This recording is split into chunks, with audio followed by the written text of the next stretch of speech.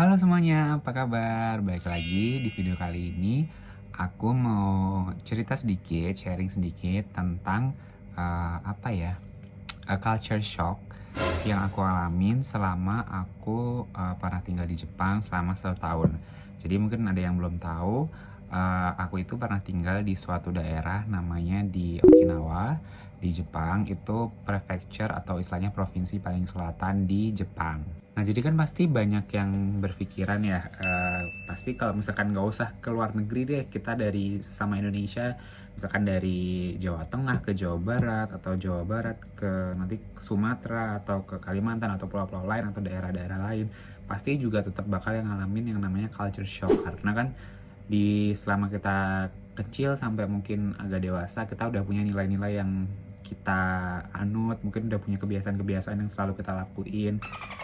Nah, apalagi ini ke luar negeri. Walaupun sebenarnya Jepang itu masih termasuk Asia Timur, jadi kebudayaannya ya masih kebudayaan ketimuran. Tapi ternyata banyak banget hal-hal yang bikin aku shock dan teman-teman aku shock yang kayak kok bisa ya di Jepang kayak gini, atau oh ternyata kok Jepang kayak gini ya, kayak gitu. Nah, sebenarnya banyak banget culture shock yang aku alamin, cuman ini aku mulai dari hal-hal yang bisa aku inget ya. Jadi mungkin nanti akan next videonya akan aku bahas lagi culture shock yang lain. Dari mana ya mulainya ya? Oke, mungkin dari ini. Kalau misalkan kita di Indonesia, itu kan biasa kita mulai kuliah itu, aku dulu kuliah itu mulai, kalau di Indonesia itu mulai dari jam 7 tuh udah ada kelas. Bahkan waktu SMA aku mulai bel masuk itu jam 6.45. Tapi guys, ternyata di Jepang aku merasa dibodohi selama di Indonesia. Kalau nggak salah ya, pelajaran pertama atau mata kuliah pertama paling pagi itu adalah jam 9 atau setengah 9. Itu paling pagi, dan itu kayak mereka udah kayak, Ya ampun, besok kelas banget, kelas pagi jam setengah 9. hello, di Indonesia jam 7 juga kelas kali. Jadi tuh kayak, ya kayak gitu. Ternyata orang kerja kan mungkin beda-beda ya, tergantung pekerjaannya. Di Indonesia pun kayak gitu, ada yang masuk agak siangan, ada yang masuk pagi banget. Cuman sekolah itu loh, kayak dulu tuh waktu kita sekolah sama kuliah tuh kayak, ya ampun, jam 6 udah bangun, jam setengah 7 udah bangun. Sementara aku di sana kayak, bangun tidur jam 8 enaknya. Tapi lama-lama kayak kebiasaan gitu loh guys, kayak kayak jam setelah di sana beberapa bulan tuh kayak jam 8 tuh kayak pagi banget, padahal sebenarnya udah biasa bangun jam 6 pun udah biasa waktu SMA. Jadi ya kayak gitulah. Sebenarnya kuliahnya pun sampai malam sih, sebenarnya ada yang sampai malam gitu juga. Jadi sebenarnya hampir sama aja sih. Mulainya agak telat tapi selesai kuliahnya pun sampai malam banget. Sementara kan kalau di, nggak tahu ya, kalau di kampus aku dulu di Semarang itu jam terakhir itu nggak boleh lebih dari jam 6 gitu, jam 6 sore. Jadi jam 7 pagi sampai jam 6 sore. Cuman kalau di Jepang itu pernah sih ada kelas sampai malam gitu, jam 8 tuh juga ada gitu. Oke, itu satu ya. Jadi ya ternyata di sana tuh mulai beraktivitasnya tuh nggak pagi-pagi banget, nggak sepagi di Indonesia gitu.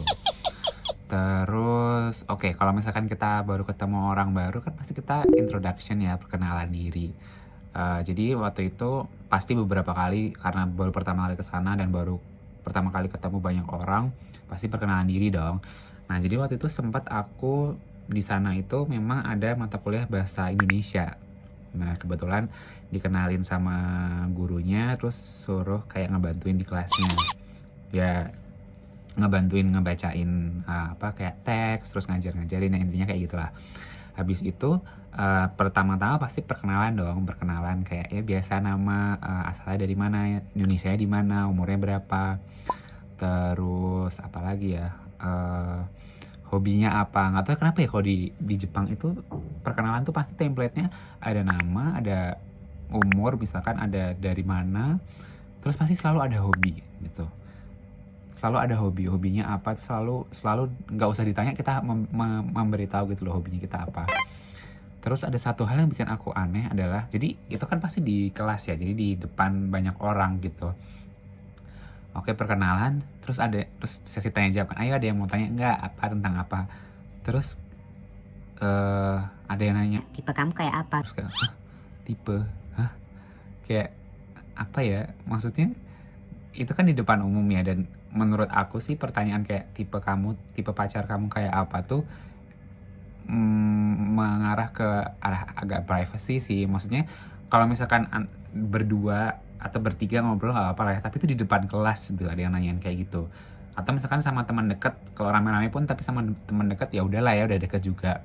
Cuman kayak itu baru pertama kali kenal, baru pertama kali ketemu, terus tiba-tiba udah nanya tipe pacar kamu apa. Terus kayak oh mungkin ya udahlah jawab gitu, terus oh mungkin bercanda kali ya, maksudnya kayak oh ya udahlah mungkin pengen akrab aja biar mencairkan suasana, tapi ternyata enggak, ternyata kayak itu juga pertanyaan umum gitu loh kalau misalkan perkenalan.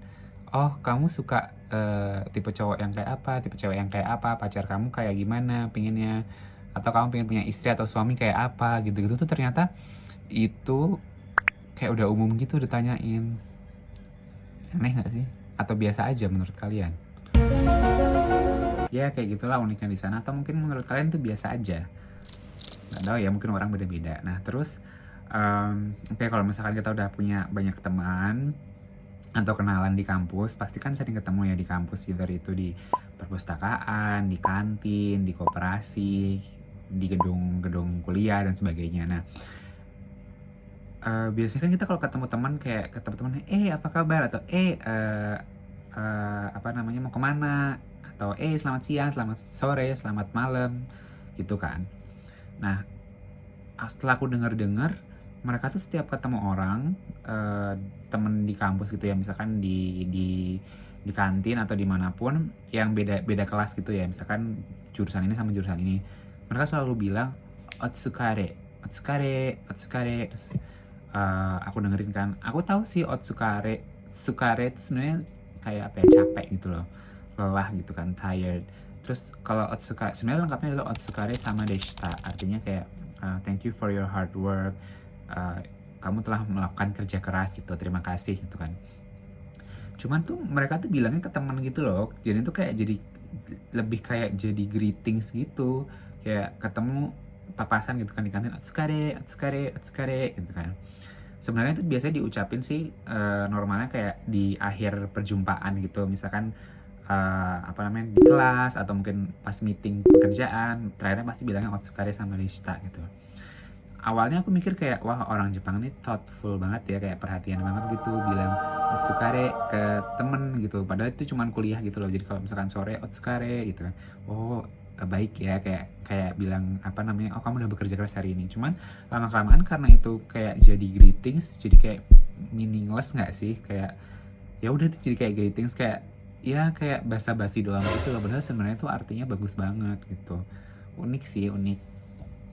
Indonesia masa ngomong gitu aneh ya, tiba-tiba ketemu temen di kantor, kamu sudah bekerja keras gitu kan, aneh ya, aneh nggak sih, aneh kan, kayak gitu deh. Terus udah punya banyak teman, ngobrol-ngobrol lah biasa kan, cerita-cerita di sini gimana, di Indonesia gimana.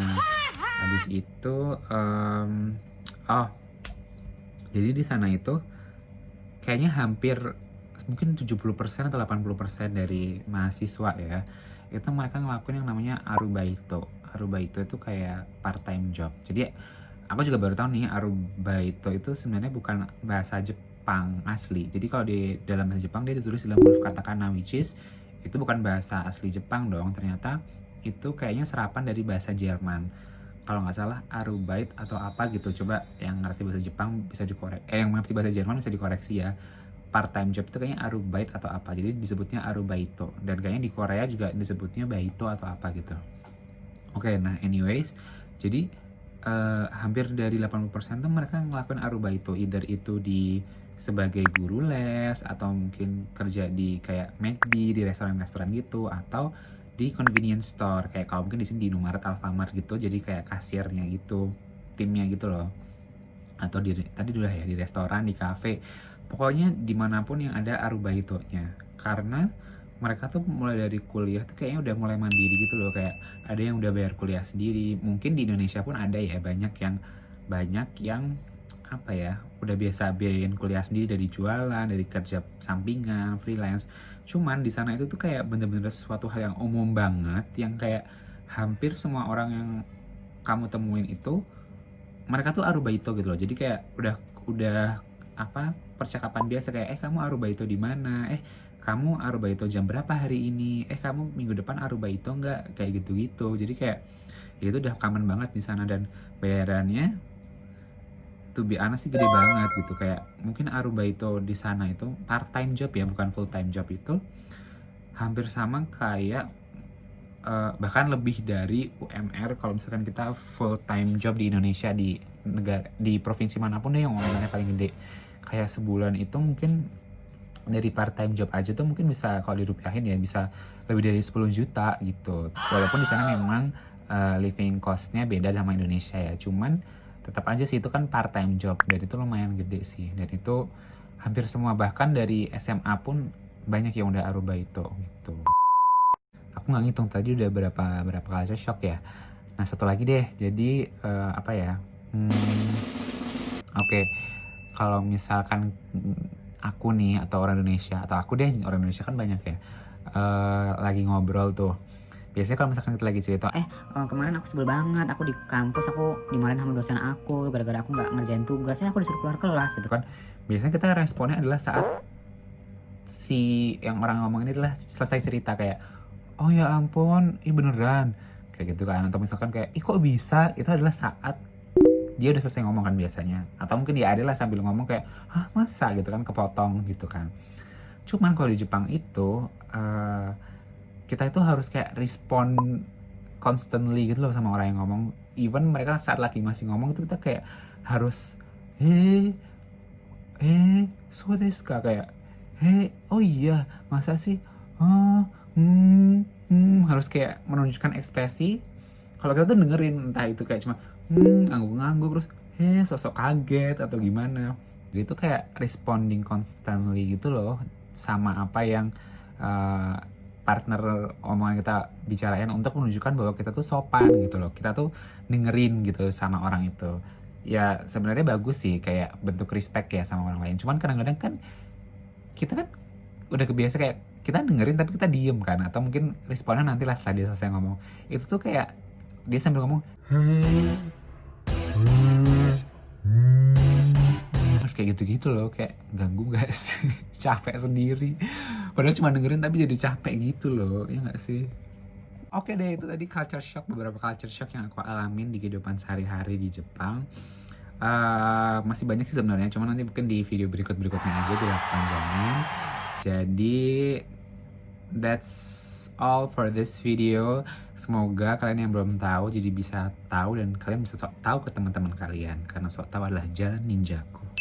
Oke, anyway, thank you for watching. Sampai jumpa di video berikutnya. Dadah.